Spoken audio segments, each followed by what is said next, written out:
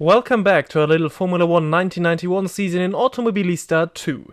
Today we have another absolute classic on the schedule as we are racing at the Circuit Spa-Francorchamps located in the beautiful Ardennes in Belgium. This race, of course, is known for being the debut race of a certain Michael Schumacher for Jordan. In our reality, or should I say virtual reality, however, Schumi will only join the sport in 1992 as the actual second Jordan driver Bertrand Gachot never gets into trouble with a taxi driver in London, does not get imprisoned and therefore does not miss his home race, as today we'll be competing as the French-Belgian for his Jordan team that seems impressively competitive this weekend. And this is how we will be going into this race. The 1990 title contenders Ayrton Senna and Alain Prost make up the front row, and behind them it is championship leader Nigel Mansell in third. Then behind them we have Gerhard Berger, Riccardo Patrese, Jean Alesi. In seventh, we have Nelson Piquet alongside Andrea De Cesaris. Then Stefano Modena, Pierluigi Martini and Gianni Morbidelli, the Italian connection there. 12th is Roberto Moreno. Bertrand Gachot ourselves in 13th. Then in 14th, we have Satoru Nakajima. And on the second page, we see Ivan Capelli, Johnny Herbert, Martin Brundle, Aguri Suzuki, Mika Häkkinen. Disappointing qualifying for the driver that finished 4th in the last race in Hockenheim. Eric Bernard in 20th. 21st is Thierry Boutsen. And for the rest of the grid, we have Marc Blondel, Mauricio Gugelmin, Eric Comas, Alex Caffi, and Michele Alboreto. And here we are on the grid in the Jordan of the 1991 season as Bertrand Gachot, and it's lights out and away we go. And we get a good launch from the line, but we are blocked by the Minardi ahead of us, but we are late on the brakes into La Source, and we make up multiple spots, and I believe we should now be up into 9th already, as is indicated on our dashboard behind the steering wheel. And now through Eau Rouge we go for the very first time, or Radion actually. We are a little bit on the grass there and lose position to a Minardi. I believe it was Pierluigi Martini, the number 23 driver, if I've seen that correctly. So we're down into P10 again, and behind us, right behind us, is our teammate Andrea De Cesaris, who has already scored points for the Jordan team today in our home race. We want to repeat that feat and enter the Drivers' Championship with a couple of points as well, as we are going through Pouhon. And a little bit on the curb there, the car gets a little bit unsettled, but we manage to stay ahead of our teammate, who is now trying to make it past ourselves, or trying to find a way past us. But right now that doesn't work, as through Stavelot, or towards Stavelot, we are pretty close to the Minardi now. We're losing a bit of time to him again. Now through Blanchimont, I think we're getting a good run, and we might be able to pull a move into the bus stop chicane. We are late on the brakes, release the brake even for a little bit to make it pass easier, but that was way too late on the brakes, and it was actually Gianni Morbidelli. So I confused the two Minardi drivers for a bit. As well, now both Morbidelli and De Cesaris make it past, as you see the top 6 on the left of your screen there. Mansell from P3 managed to get the lead of this race, and we will in a minute look at how he has done that in lap 1 to replay the start, what happened at the front, as we are getting a good run out of Radion against De Cesaris and even Morbidelli. So we make it past both of them into or ahead of Lecombe. And now we are in 9th position, and I promised you that we would look at the start from the outside once again, and there we have it. Mansell gets a good launch off the line, and he is past Lazy already, who had a dreadful start, and after turn 1 has lost position to both of the Williams, and now through Eau Rouge and Radion, Mansell gets a good run on Senna. He is in his slipstream, and he's looking to find a way past the McLaren driver and the Formula 1 world champion of 1988 and 1990, and they are alongside going into Le Combe. Senna manages to defend, but now through Malmedy and towards Rivage, he still manages to stay ahead, but then he leaves a little bit of a gap towards the inside to Mansell. He slips through there, and then Senna runs even a little wide and therefore loses the lead to Nigel Mansell, the championship leader, therefore in the race lead. And look at the end of lap 1 here, how big the gap already is after just the first lap of the race. And he came even under pressure from Riccardo Patrese, the second Williams now behind him. And Patrese got a good run through Spa's most iconic corners, and then on the Camel Straight gets a good slipstream and breezes past the Brazilian to get into P2 in the second lap of the race. So another start for Senna that could have gone way better. And back to ourselves again, as we see 2 cars off the road, and this is Alain Prost and Stefano Modena. So there must have been some sort of collision, I believe, and we will look at the replay of this as well, of course. And here we see the replay. This is just ahead of Stavolo, and it wasn't actually a collision.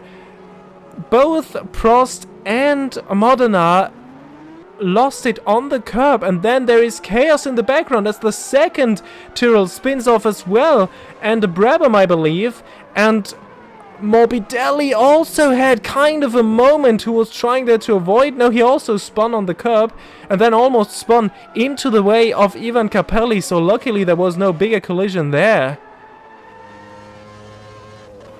And, well, we join ourselves then once again a little later in that race, after we have digested all of the chaos that was there in this corner. And there is another problem in this corner. This time it is Jean Alesi who hasn't spun out entirely, but they had a little bit of a moment there as well. So we are now just behind him.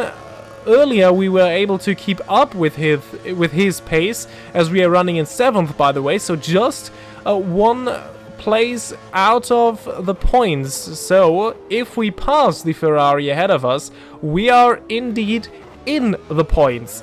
And yeah, as I was saying, we were able to keep up or to go the same pace as Alesi was doing. So maybe with a little bit of slipstream we are able to pass him. But then, of course, the question would be if we manage to stay ahead. But right now, through Radion, we get a very good run. We even have to lift off the throttle a bit, as we were approaching him too fast. But now we are alongside the Frenchman and towards Le Combe, who is later on the brakes. We are a tad later on the brakes. We'll leave him space down the inside. And now we are ahead of the Ferrari with the number 28. And he now tries to get back at us into Rivage, but we manage to stay ahead of the French Sicilian and are up into P6 and in the points. And now let's also look at what happened ahead of this situation and what led to the overtake. So this is the same corner where we saw multiple spins in lap 2, and where his teammate actually spun out as well. So this corner kind of an issue today. And we are already at the halfway point of this race, yeah, not the most eventful race after lap 2. And we come in for our pit stop in this lap. Maybe it is worth to mention that the top two, so Ayrton Senna and Nigel Mansell, in opposite order actually, came in for their pit stop already. And as we are now getting our tires changed, and we will now go to the end of this race as we exit the pit lane. Yeah, so these two have already pitted. Actually, I'm mistaken.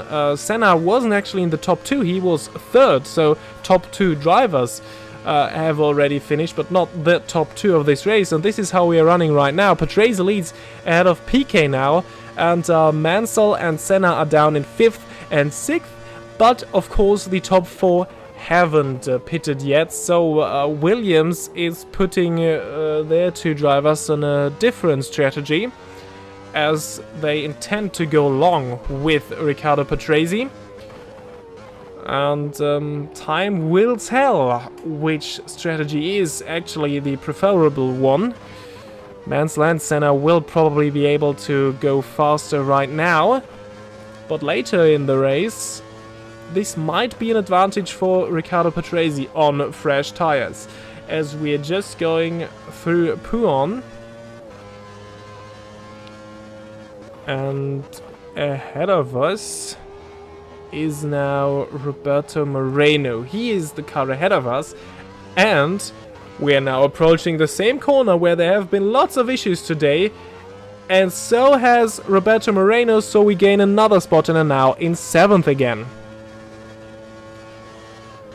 And a couple of laps later, we are just about to cross the line as Gerhard Berger, the car that ran just ahead of us, is in the pit lane right now, and we were able to go slightly quicker than the Austrian, and are now coming through La Source, and ahead of us there he just came out of the pit lane, and we are faster than him as we get we have the better momentum, of course, not having to come out of the pit lane, and easy as that, we make it past ahead of Eau Rouge and are now running in P6.